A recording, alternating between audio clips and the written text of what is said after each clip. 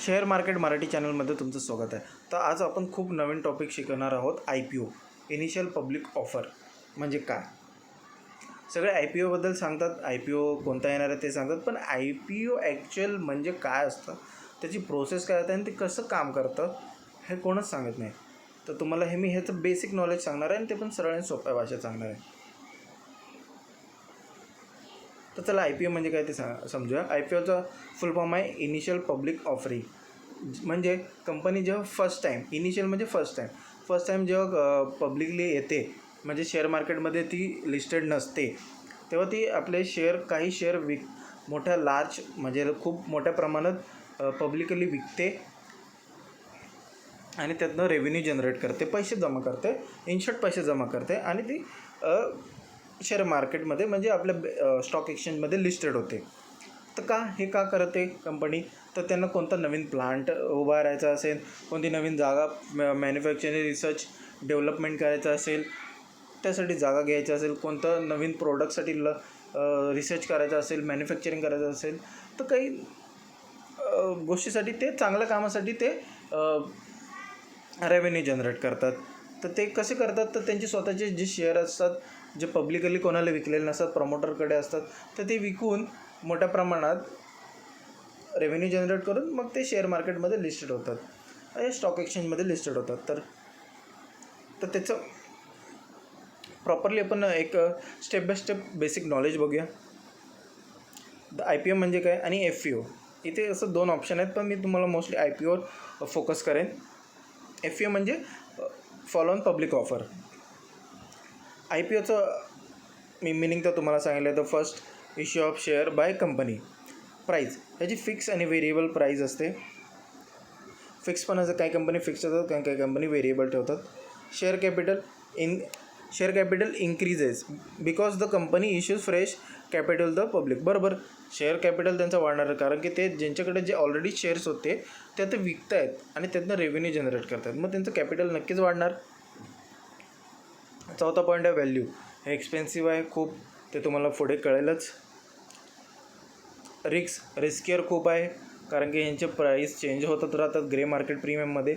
मी तुम्हाला नेक्स्ट व्हिडिओमध्ये सांगेलच. तर आता एक लेटेस्ट नवीन IPO येत आहे उद्यापासून, तो तुम्हाला कळेलच. तर त्याच्यावर मी एक व्हिडिओ नक्की बनवणार आहे आणि त्यात तुम्हाला प्रॉपर नॉलेज देणार आहे. तर हे सगळे पॉईंट त्यात तुम्हाला नक्कीच कवर होतील आणि क्लिअर पण होतील. Status of the company unlisted असते आणि मग ही कंपनी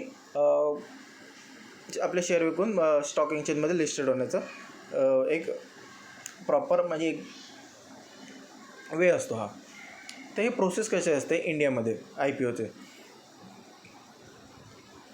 कंपनी विचार करते की आपण IPO लॉन्च करायचा, तर एक चांगली प्रायव्हेट राईट इन्व्हेस्टमेंट घेते, बँककडून हायरिंग करते, ॲप्लिकेशन फाईल करतात सेबीमध्ये, मग drafting the red hearing document RHD.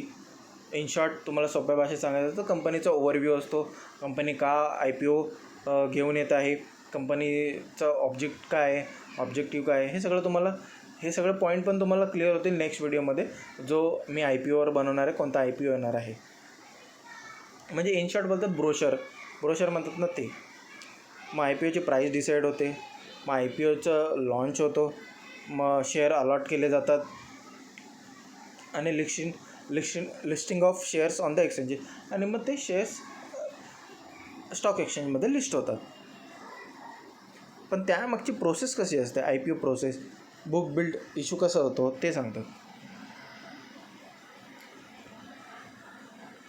Decision घेतात IPO करायचा आहे, मग appointment of BRLM and legal council, म्हणजे तुम्हाला मगाशी सांगितलं होतं, हायरिंग करतात, राईट इन्व्हेस्टमेंट बँकची, due diligence, drafting of red hearing म्हणजे तेच brochure, overview, filing with SEBI and stock exchanges, म्हणजे अप्रुव्हलसाठी पाठवतात की आम्ही IPO फाईल करत आहे.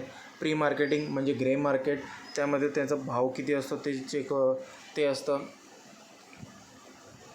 सेबीकडनं क्लिअरन्स घेतला जातो. मग पुढे रोड शोज, म्हणजे त्याचा पुढचा प्रोसेस काय असते ती.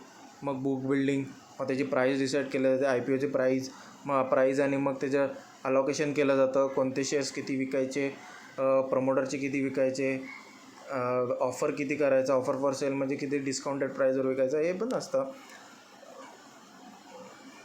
मग फायनल प्रोस्पेक्टस तयार होतं. मग सगळं झाल्यावर IPO लॉन्च होतो, मग लिस्टिंग होते आणि मग ते फंड्स ट्रान्सफर होतात इश्युअरला. म्हणजे त्याचं प्राईज मग ज्याला अलॉटमेंट होते मग त्यातनं प्रॉफिट होतो. मग ती शेअर प्राईस ट्रान्सफर होते. शेअर प्राईस जी असते ती ऑलरेडी प्रमोटरला ट्रान्सफर झाली असते, कारण की त्यांना रेव्हेन्यू जनरेट झाला असतो. आणि मग लिस्टेड झाल्यानंतर जसं इन्व्हेस्टरला प्रॉफिट होतो. तर अशा प्रकारे ही प्रोसेस चालू राहते. हा सिम्पल म्हणजे एकदम सिम्पल प्रोसेस आहे IPOचा, आणि हे प्युअरली बेसिक नॉलेज आहे. कारण तुम्हाला जर नक्कीच आवडला असेल आणि नॉलेजेबल वाटला असेल तर प्लीज